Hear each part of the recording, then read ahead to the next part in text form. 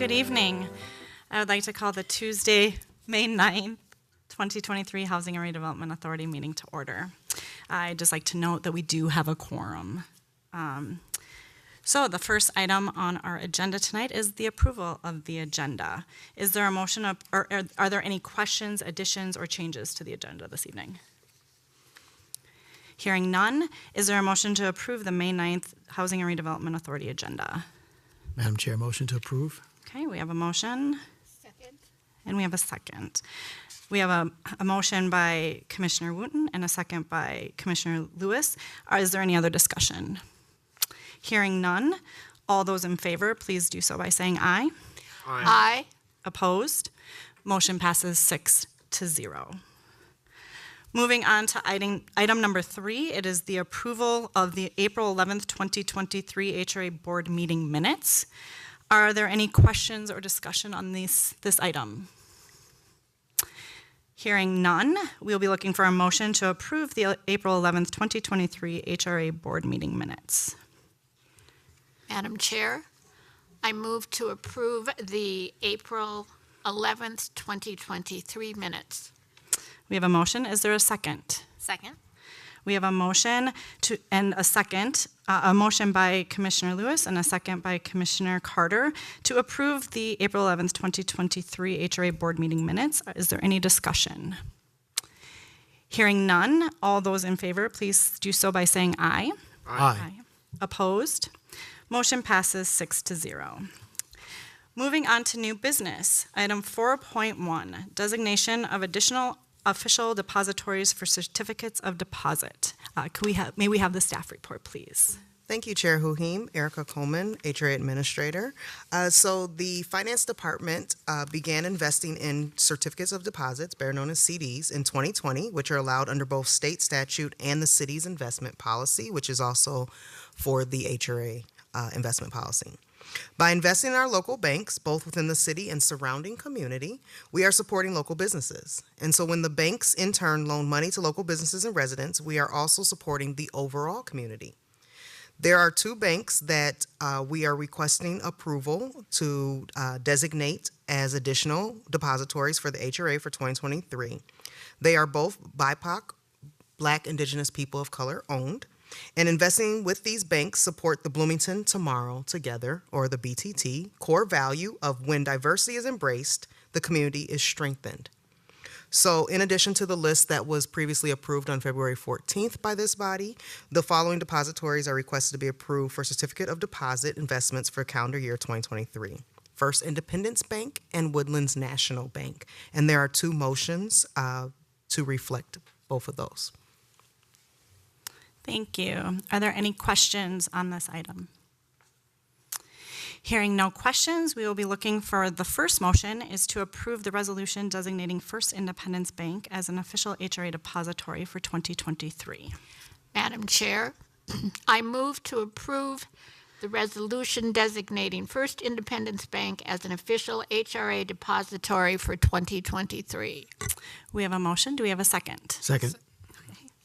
We have a motion by Commissioner Lewis and a second by Commissioner Wooten to approve the resolution designating First Independence Bank as an official HRA depository for 2023. Is there any other discussion? Hearing none, all those in favor, please do so by saying aye. Aye. Aye. Opposed? Motion passes 6-0. The second motion is to approve resolution designating Woodlands National Bank as the official HRA depository for 2023. Are there any questions? Okay, looking for a motion. So moved. Thank you. And a second. Second. Okay, we have a motion by Commissioner Carter and a second by Commissioner Mueller to approve resolution designating Woodlands National Bank as an official HRA depository for 2023. Is there any discussion? Hearing none, all those in favor, please do so by saying aye. Aye. Opposed? Motion passes 6-0. Moving on to item 4.2, it's the 2023 budget adjustment. May we have the staff report? Thank you, Chair Huhim. So before you is a request to approve a resolution authorizing a budget adjustment for the draw of funds for expenses related to the development for the Small Business Development Center. This is Old Fire Station number 3 that is next door to Blooming Meadows South and North. This is a Blooming Meadows South and North are developments that the HRA and the city have partnered to bring about the preservation of the 306 units and the development and creation of the new 172 units. In addition to that, this Small Business Development Center actually is working to engage the residents in the community directly in that area and directly with Blooming Meadows South and Blooming Meadows North. And there was participation from the property management on the Small Business Development Center Advisory Committee. And so what this is asking for the HRA board to approve the request of budget adjustment of $500,000 that goes towards the expenses related to the development and the rehabilitation of that Small Business Development Center to see it come to fruition. Any questions? Thank you, Administrator Coleman. Are there any questions? Hearing none, we will be looking for a motion to approve the resolution approving 2023 budget adjustment request by the Housing and Redevelopment Authority in and for the City of Bloomington. So moved. We have a motion. Is there a second? Second. Okay, there has been a motion by Commissioner Doblinger and a second by Commissioner Wooten to approve the resolution approving 2023 budget adjustment request by the Housing and Redevelopment Authority in and for the City of Bloomington. Is there any discussion? Hearing none, all those in favor, please do so by saying aye. Aye. Opposed? Motion passes 6-0. Moving on to item 4.3, Home Improvement Loan Program. May we have the staff report? Good evening, Madam Chair, Honorable Commissioners. I'm Kabanyangado, Program Specialist. Based on the cumulative experience of program management staff on the hurdles to a more impactful loan program that optimally fulfills the mission of the HRA, the following changes are hereby proposed and respectfully submitted to the HRA board for your due consideration. Raising the loan limit from $40,000 to $50,000, adjusting for inflation as the cost of building materials have increased substantially. The removal of the consideration of mortgage equity. The exemption of all homeowners from the consideration of mortgage equity will go a long way in reducing inequities in the outcome of decisions on home improvement loans, with a potential impact on housing stability and affordability in the long term. The multi-tiered equity consideration has exempted homeowners age 55 and above from the equity test, while subjecting all others to the criterion, has led to an equitable outcome and hence untenable. However, subject property values must not exceed an assessed value of $500,000 as we strive to serve those not adequately served by the private market. Asset limits to our loan programs have also proven to be unduly restrictive and do constitute a monumental impediment to participation in our programs. Given such a situation, we humbly propose for the asset limits to be expanded so that homeowners age 55 and below would be eligible if a homeowner's combined liquid assets do not exceed $150,000 and $250,000 for homeowners age 56 and above. This multi-tiered approach to this factor is predicated on the need for a financial cushion for potential long-term care for homeowners post-retirement. Any questions? Thank you. Are there any questions? Commissioner Carter. Thank you. Thank you, Chair. So I really appreciate the recommended change related to asset limits. I mean, for as long as I have worked kind of tangential to different public programs, the restrictions around asset limits just really hamstring people. They really, it's a terrible system, and so I really appreciate that we have done that. For the value limit on the homes, so this would be like the max home purchase price. Is that correct? Yes, And the reasoning for that is a simple one. The jumbo loans for this area start at $726,000. And because we are not in this business for profit, we are not a profit-making entity, we are in it to serve our residents, we think that threshold should come lower because we are not a for-profit entity. Absolutely. Okay. That makes sense. All right. I don't think I have any other. And we also want to make sure that we don't have people who are millionaires or Henrys, high-income earners, who are trying to game the system, and people who are trying to, improve their properties and then flip it in the market and move on. Absolutely. I guess I was more thinking about potentially families who have really large, families who have a lot of people living in the household, whether they have a lot of children or they're multi-generational and they just they have a bigger house or they need a bigger house. So just, as we're thinking about the home improvement loans, that some homes would be more expensive, but $500,000 does seem reasonable. Reasonable at this time. And again, if in our experience we come across cases where because they are multi-generational and they need a bigger house, and then we can start putting some other restrictions around it or have it dealt with on a case-by-case basis. Great. All right. Thank you so much. No problem. Any other questions?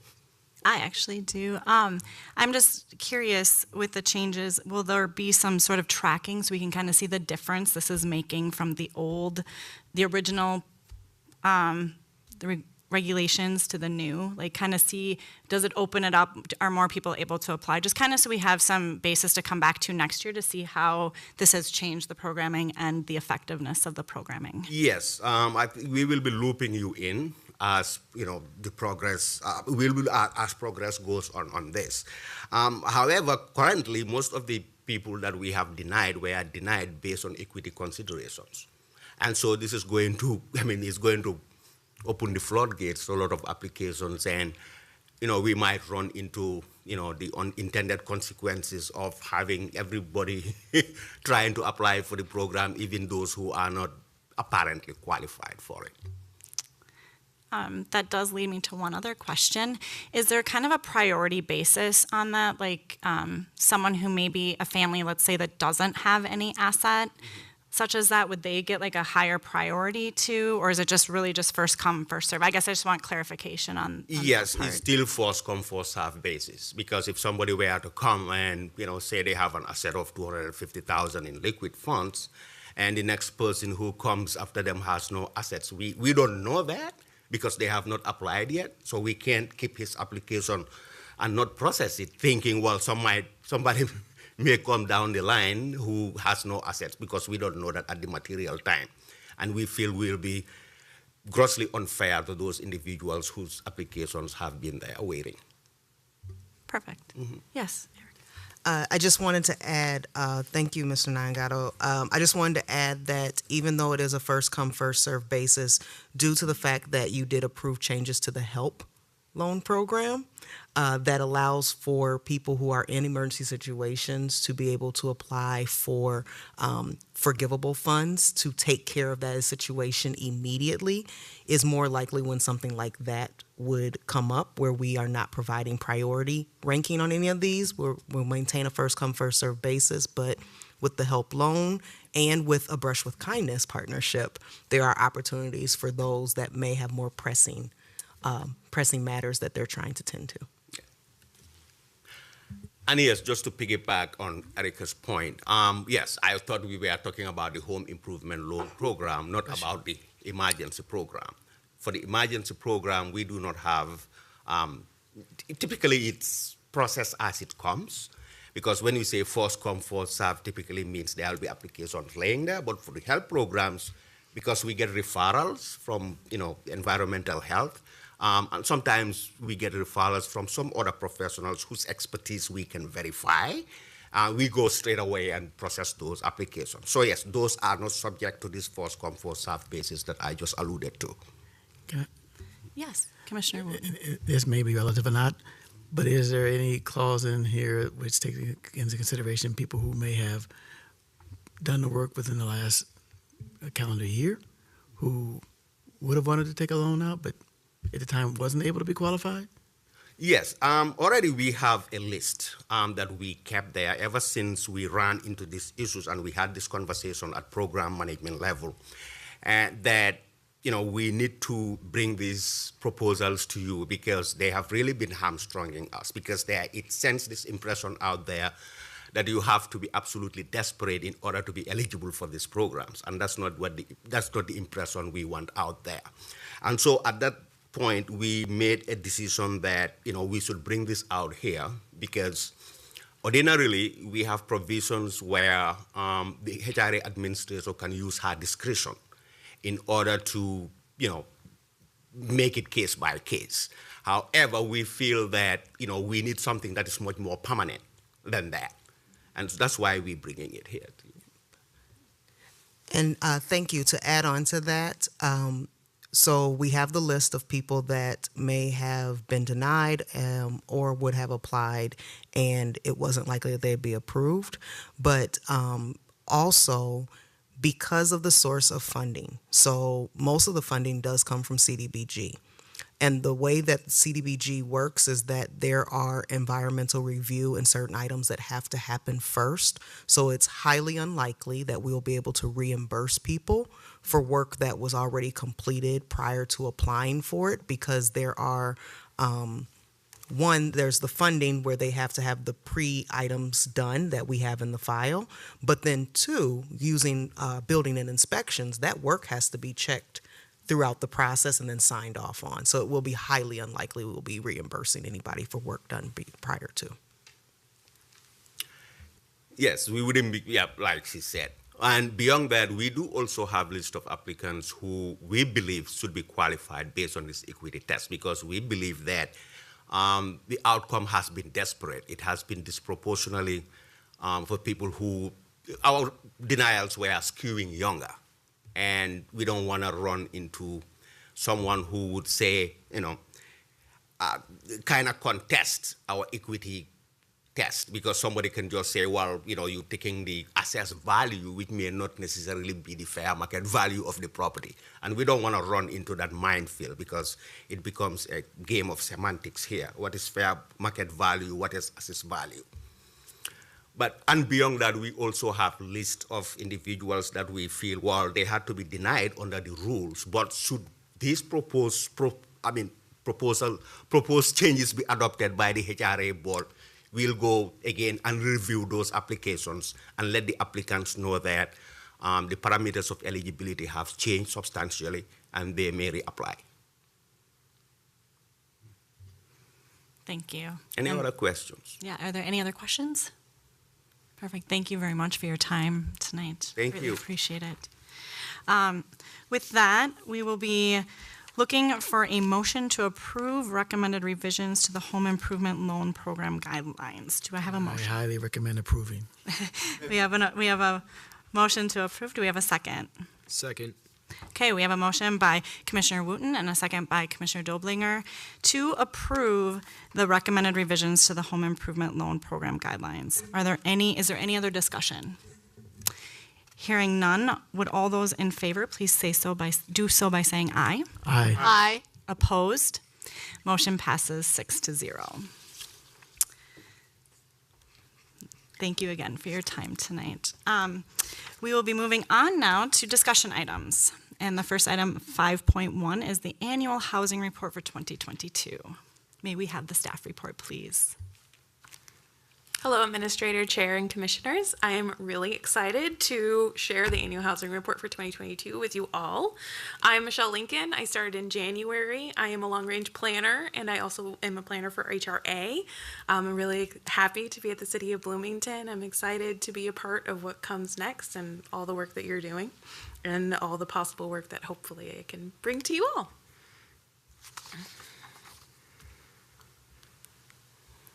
So we're doing a 2022 in review. I will be covering our demographics as of 2021 with the census and additional reporting from our community development departments. So it includes environmental health, Port Authority, everyone. I'll also be covering our existing housing and affordability, what we did in 2022, and what we're going to do in 2022 or 2023, 2024. as we're already a little bit into 2023, there's some exciting things I can say we already are starting. So in the demographics of the city of Bloomington, we are continuing to grow. In 2021, the census has reported that we are almost at 90,000. Metropolitan Council forecast put us over 90,000 in the coming decades. So that'll be exciting, lots of new people for us. Our average household size citywide is 2.38. Our households with children are 25%. We have 20% over 65, and our median age is 42.2. So our average household size is smaller than the region. We also have less children. We have a little more residents over 65, and we are older than the region. And this gap between the region and us is continuing to increase. So it was about 3 or 4 years in 2020, and now we're at a 5-year gap between us and the rest of the region.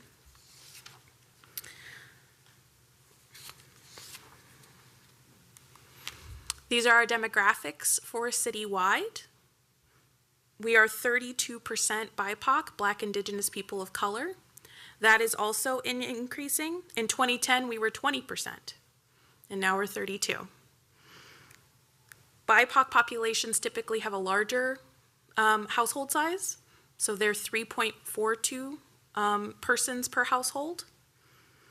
That could be a variety of reasons: larger families, multi-generational.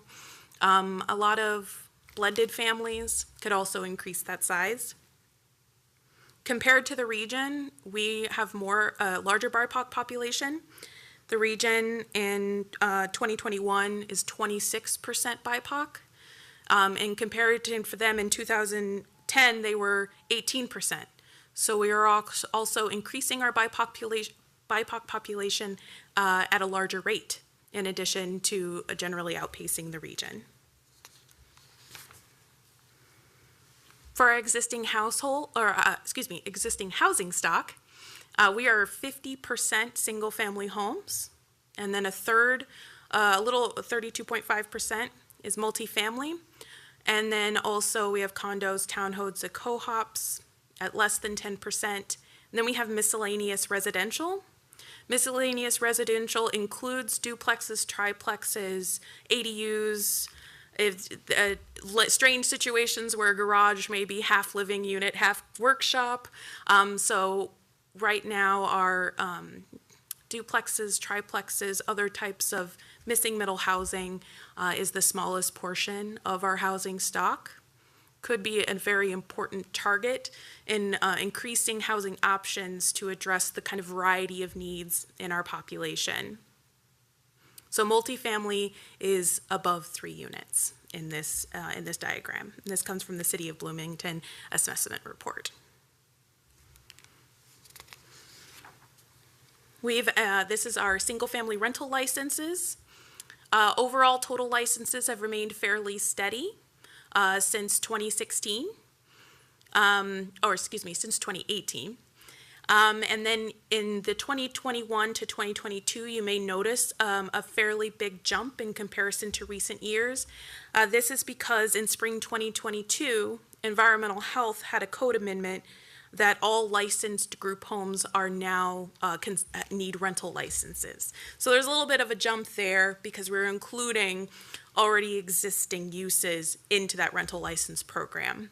So explains that jump there.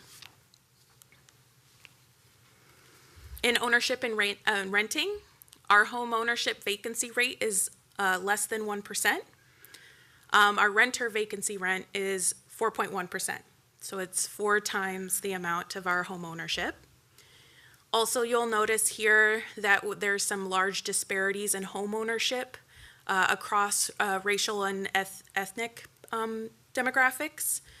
And you'll see that white Hispanic and white non-Hispanic have home ownership rates larger than the city of Bloomington. Then we have Black or African American at the bottom at 30.2%. This is just kind of represents fully the disparity where we have groups above and below in the extremes of our home ownership and renting. Also, something to note is that owner-occupied units have larger households than renter-occupied, but that still that BIPOC houses are larger. And since they are often in the rental category, larger unit sizes will be important for them.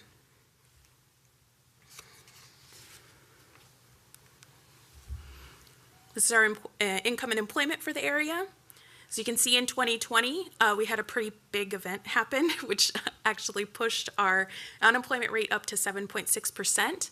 But we have actually, in 2022, according to Minnesota Deed, we've actually brought our unemployment down to 2.7%, which was below even 2019. So it's a pretty good recovery. Also, our incomes have increased over the last 13 years, which is good, and we have kept pace with the trends across the region, but we are still trailing behind Hennepin County and the region as a whole. There's a lot of things that kind of go into that. It could be where our workers work and where our workers live, but it's good to see the growth over time so we're not trailing behind the larger geography. Also, I'm highlighting here the regional area median income determined by HUD, and noticing that 100% AMI is 118,000, and 60% MAMI is at a little over 70,000. That's important because HUD considers 60% AMI and below affordable. So in considering housing cost burden is more than 30% of their income goes towards housing costs. In the city of Bloomington, if you are making $35,000 or less, you're extremely cost burden. A lot of our population in those income brackets are housing cost burdened. Census data does not break down by severe cost burden, which is 50% or above, but at the regional level, it's 11.9% of people in our region are severely housing cost burden. It's also something important to notice or to highlight is that HRA operates on 40% housing cost burden in order to have access and distribute the opportunities and funds that are available in the city of Bloomington, which is really important in kind of helping in that gap where it's either you are or you're severe. So we're operating in a great place in order to address people who may need that additional help. And also to note that it means, based on the graph, you have a huge drop off. You have to be making $75,000 or more in order to come out of the likelihood of being housing cost burdened in Bloomington, which is 60% AMI according to HUD.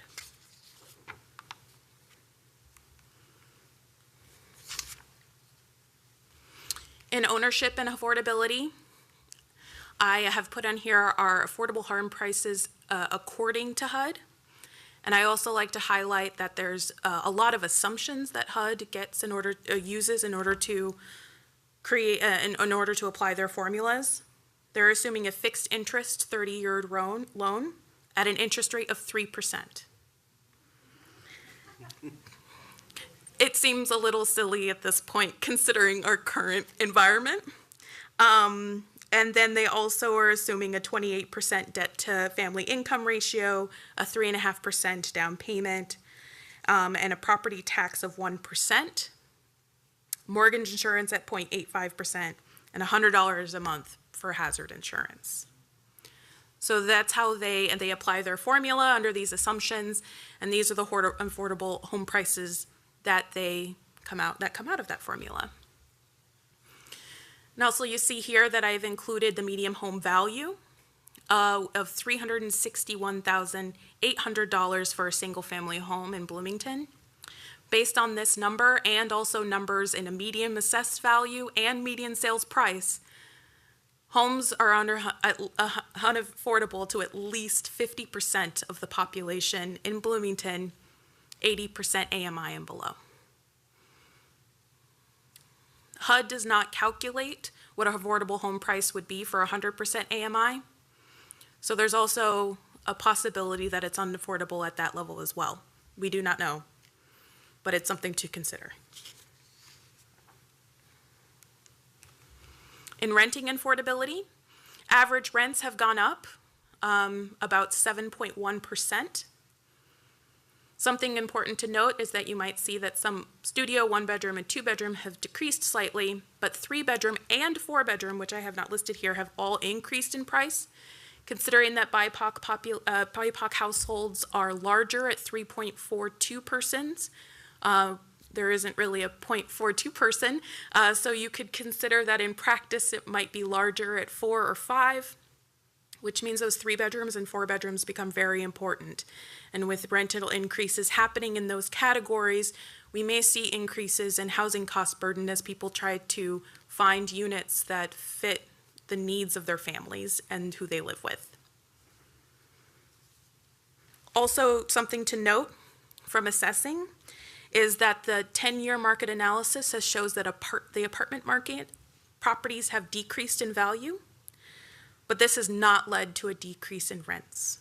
Rents have increased overall 4.3%, even though overall property value has decreased by 4.5%. So other measures will need to be likely need to be implemented in order to make sure that people who live in Bloomington have access to housing they can afford.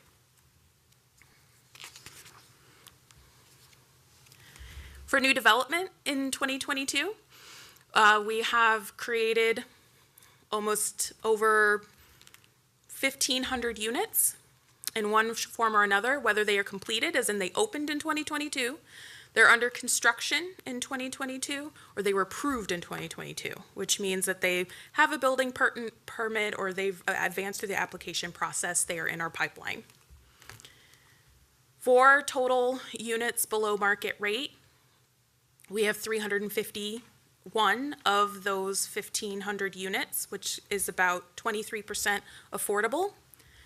I say total units below market because according to HUD, 70% AMI is not an affordable category, but it is part of the units, the agreed income limit for the units that we have. So I thought it was important to highlight that there are other opportunities here as well, especially considering income and general housing prices across the city and the region. Our total affordable units since 2020 and our 2030 goals, including those things, those housing units that were generated in some form in 2022, we're still well below our goal, our 2030 goal for 30% AMI. And based on the housing cost burden in the brackets that of $35,000 or less, this is an extremely important category for us to continue to working towards achieving this goal. Our 50% AMI, we're getting really close to meeting our 2030 goal, which is pretty good for 2023 or 2022. 2023 is a new year, so we'll be even closer, hopefully. Our 60% AMI, we're crushing it. We're really meeting that level of housing. Our market rate, we are also meeting that goal. And our total 60% and 30% AMI, we're meeting that goal as well because of the 60% AMI. And then our total unit production, we have reached that goal. We've exceeded it. So we are adding new housing, which is definitely necessary at every income level, but we're still not meeting the needs of every income bracket that needs the housing. So a lot of successes and just a lot of work to still do.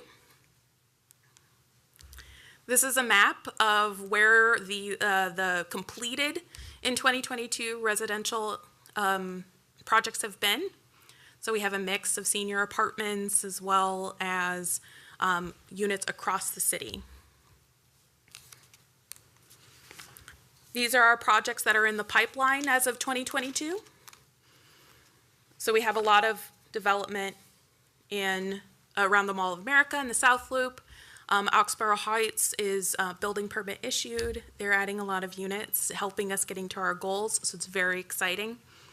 As well as Noble Apartments and Carbon 31, as well as an additional senior apartments. which is really important in mentioning that nearly 20% 65 and older, and a lot of older households also are single-person households.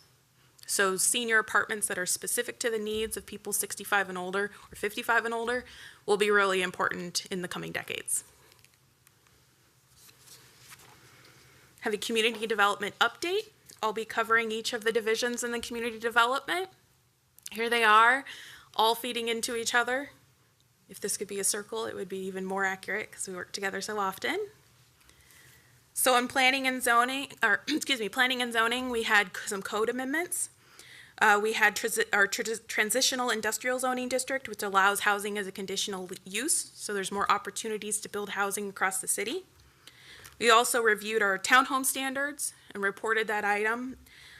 We've also had a multifamily parking requirements ordinance, our ADU standards updates, and we were part in development review for some of the new housing that I point out, like Oxborough Heights and the Noble Apartments. Building and inspections. Bloomington, as part of Bloomington building inspections, they've been able to track that Bloomington residents have invested over $21 million in valuation through permitting for remodels and renovations on existing single-family homes in 2022.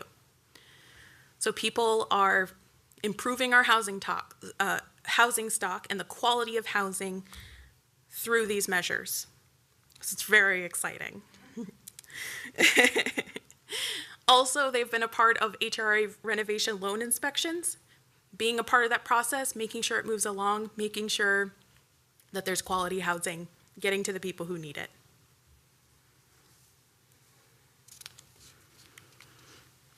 HRA has done so much, as you've all been a part of. We have housing choice vouchers.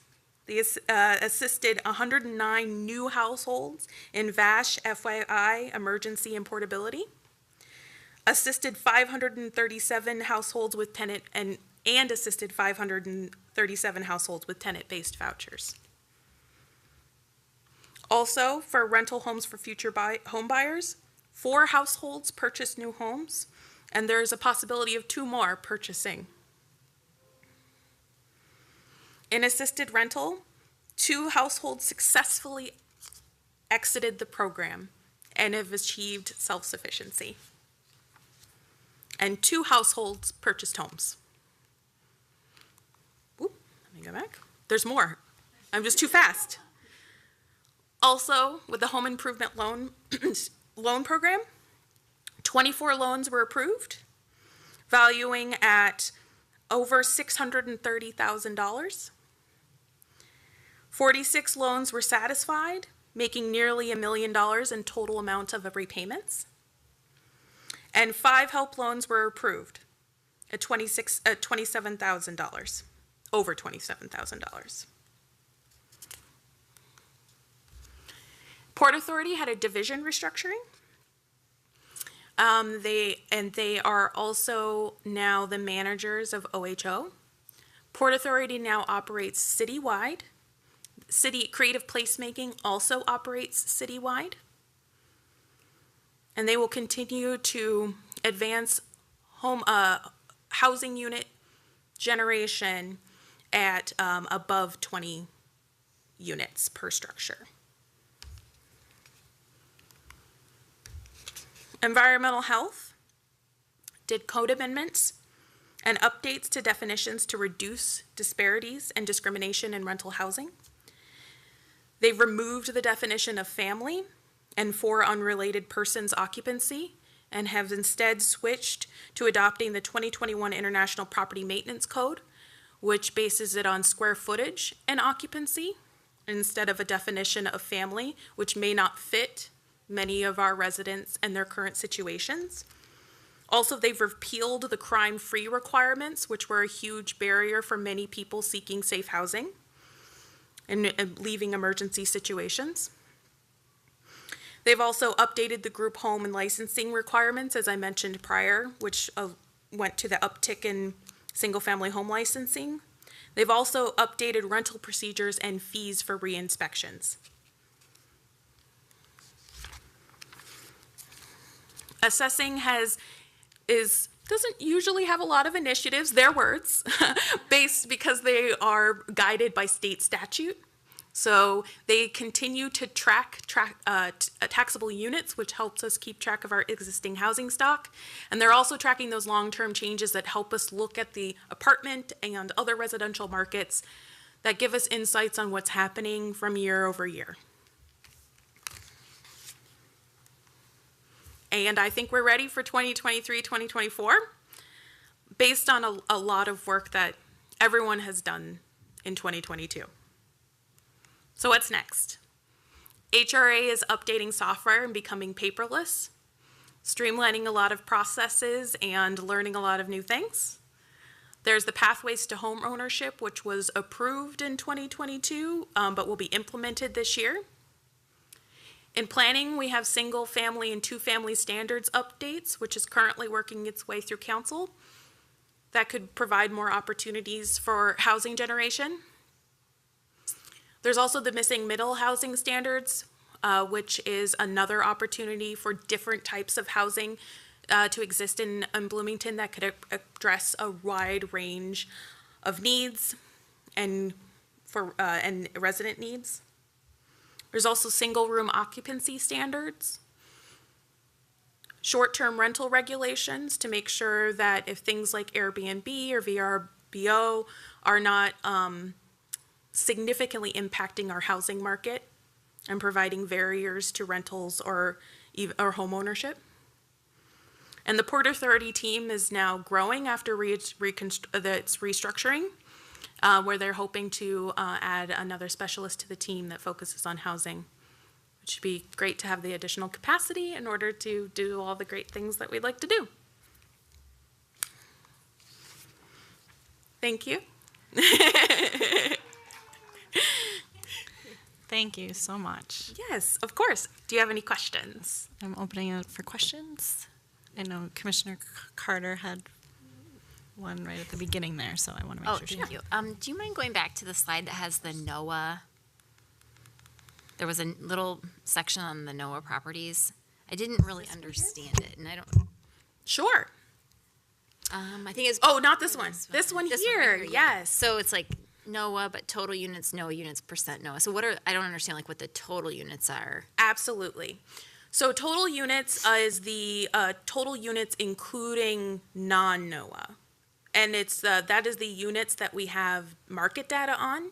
This comes from CoStar and Marquette, which you may have heard of before. And they actually include more units, or the count is higher than this, but not all of properties that rent report their data. So there's like over 12,000 units, but 9,414 have actual data. Okay, so just in general rental units. Yes. Okay.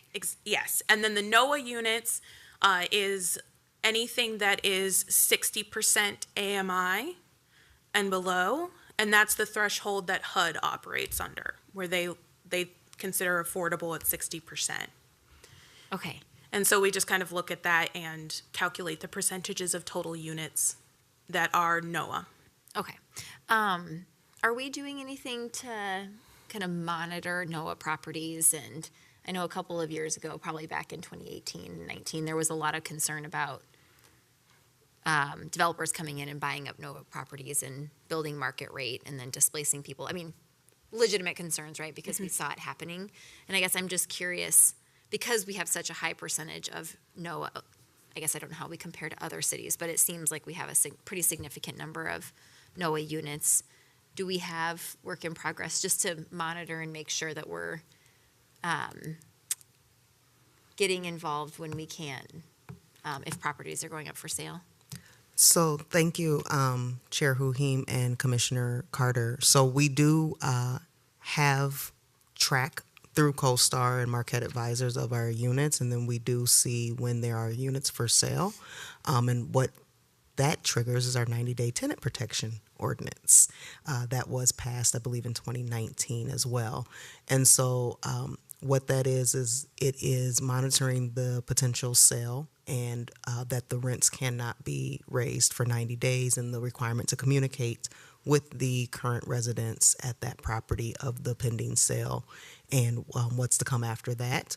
Also, there are other laws that do come into place because when residents are on 12-month leases, you cannot just raise their rent because property management or ownership switched. And so what we also, I say that to say, because what we also advertise is making sure that people know their rights and where they can go to get more information about renter rights and just what to expect or what they can advocate for and who they can talk to. Got it. Awesome, thank you. Well, thank you, Ms. Lincoln. This was a wonderful presentation, and it makes me really excited and really proud of the work that the HRA has been doing for years and the city has been doing. I mean, I think, obviously I'm biased, but I feel like we are definitely leading the way in the state and probably the region and the country. And again, really, really great presentation, so thank you. Thank you, Commissioner Carter. Thank you. Are there other questions? Commissioner Doldinger. I just had a question with the addition of going paperless, is there still going to be access for people that don't have an internet connection or something along those lines? Administrator Coleman? Yes, thank you. So yes, very simple. Going paperless really refers to we are completely on paper. So paper rolling files, yes, completely on paper. And so going paperless is implementing software and technology. People that do not necessarily have access to internet, we will have computer on site that they can access, but also using our libraries and using our other entities here in the city and partnering like senior community services. So really, and we're already doing that. Staff has already put out a letter for a survey. And we're pretty sure we will have a higher call volume and have already communicated amongst staff to be able to do that survey over the phone for people that need that type of help. So yes, and there will be an opportunity for more community engagement of other things that are already here in Bloomington. Right. Are there other questions? I don't think it's a question. It's maybe more of a comment. Yeah. I was quite surprised in the demographics that only 25% of households have children. I just thought it would be higher than that. Other cities, you know how other cities compare, Edina, Richfield? So I can speak to likelihood of other regions. I have for the region 31.3% of households have children. And then also note that as far as median age, Edina and Minnetonka are the only two cities that are older.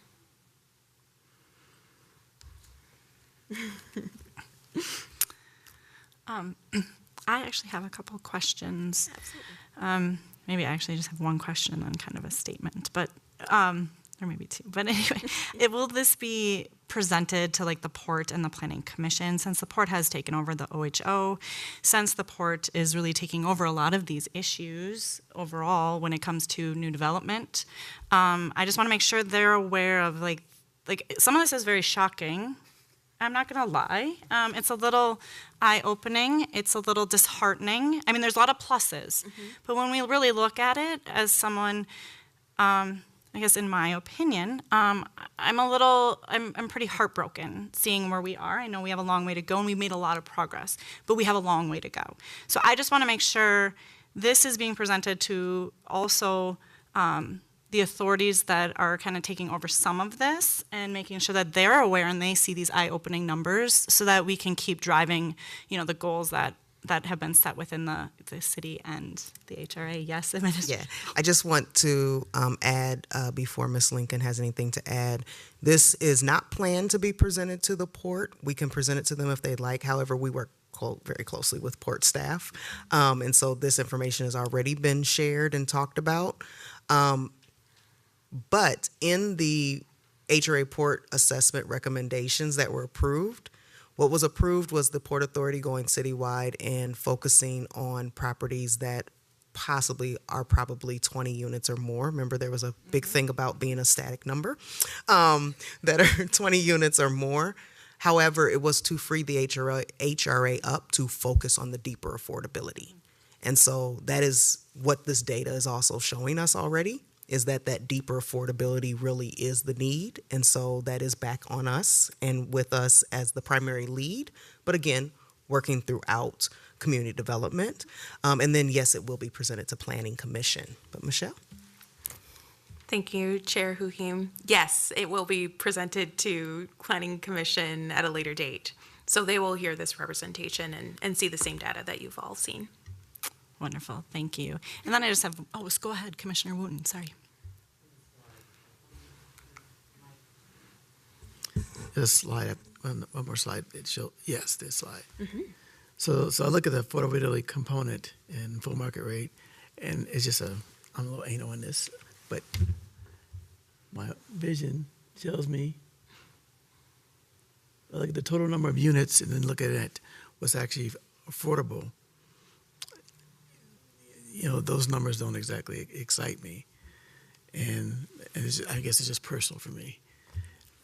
How, or if, or are we looking at a way to address that more aggressively, I guess? Because it was nice that we have 4 different units, 4 different developments going up. One's fully market rate and the other 3 say affordable, but out of 467 units, maybe a third of them are affordable.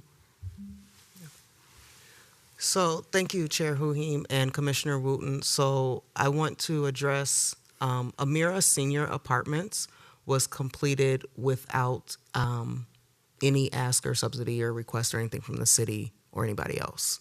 So when the funding is there to be able to construct the development, there's not necessarily something that says, hey, you have to have this affordability. I want to show that this was completed in 2022, so these units actually opened.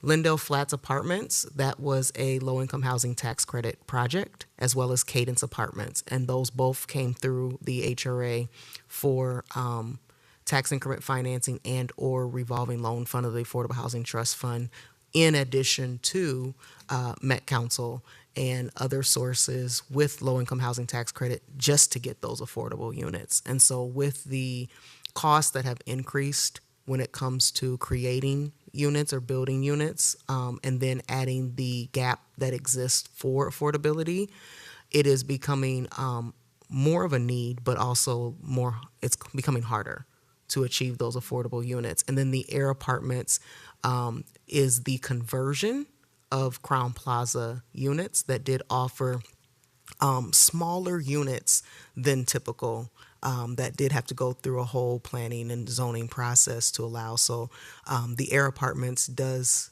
have hotel rooms, and then the 185 units with 35 affordable at 50% AMI. So what we have is the Opportunity Housing Ordinance that is a living document. That Opportunity Housing Ordinance does require 9% affordable at 60% AMI or below. I think what happens as we have transitioned to the port going citywide, to the different initiatives and projects that we are looking at and studies through our planning and zoning, we are still assessing that with our Opportunity Housing Ordinance, and is there a need? Mike Palermo, who previously was the planner with the HRA, did provide a presentation last year and to the City Council as well. That was an Opportunity Housing Ordinance update. Due to the market and COVID, we have recommended that we complete the Nexus study. The Nexus study is what was done initially to establish what the Opportunity Housing Ordinance needs to address. We had said we do need to revisit doing another study, which is at the time around $160,000 by 2025, so that we can take this data of what was being created. Can't totally write off the pandemic and the market going haywire, and then be able to say what is that matched with the demographics and the needs we have already identified. So we do not have something in the works now to get more aggressive with the requirements. We are still working through that living document and focusing on that deeper affordability and what does it take to get that deeper affordability.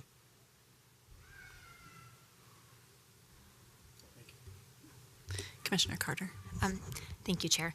I was also just going to say, I think even more helpful for me was kind of the chart that had how we were making progress toward our Met Council goals, because I think it's a more accurate representation of the progress that is being made, since that map was only 2022 and only the built, right? Like we have a lot of buildings that have been built or are in the process, but at the same time, totally recognize and appreciate that we have a long way to go on the 30% and the 50%, the deeply affordable. But I guess I just kind of wanted to bring this one back up so that even for those who are watching, that it's not just those 4 buildings that have been built. Obviously, there's more than that. Thank you. I guess the only other thing I do have is there anything we're doing, because a little backstory for me is my father is in property management, and there's buildings throughout the city of Bloomington, apartments and stuff, and 3 to 4 bedrooms have kind of been going by the wayside historically, just to be honest. And so is there any incentive or encouragement or anything in the pipeline maybe looking at to try to incentivize 3 to 4 bedrooms? Because that is definitely, as presented here, it is a high need, especially for multi-generational, for probably the lower income, for our BIPOC community. So I'm just wondering if there's any plan for that to kind of bring those back. Thank you, Chair Huhim. Those conversations are underway with potential projects that are in negotiations. Thank you. Are there any other questions? Hearing none, this was a discussion item. Thank you so much for a wonderful presentation. We're lucky to have you on the team, and just really appreciated this information tonight. Thank you, Administrator Coleman, Chair Huhim, and Commissioners. I'm really grateful for your attention this evening, and really excited to continue digging into these things and hopefully highlighting the good things that we've done and where our work can be targeted. Thank you.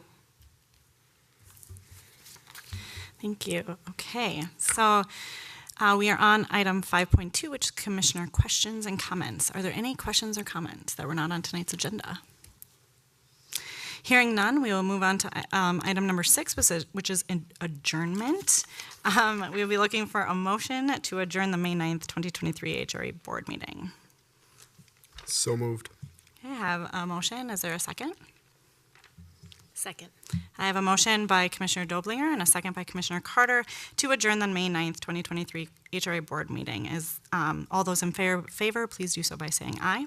Aye. Aye. Opposed? Motion passes 6-0.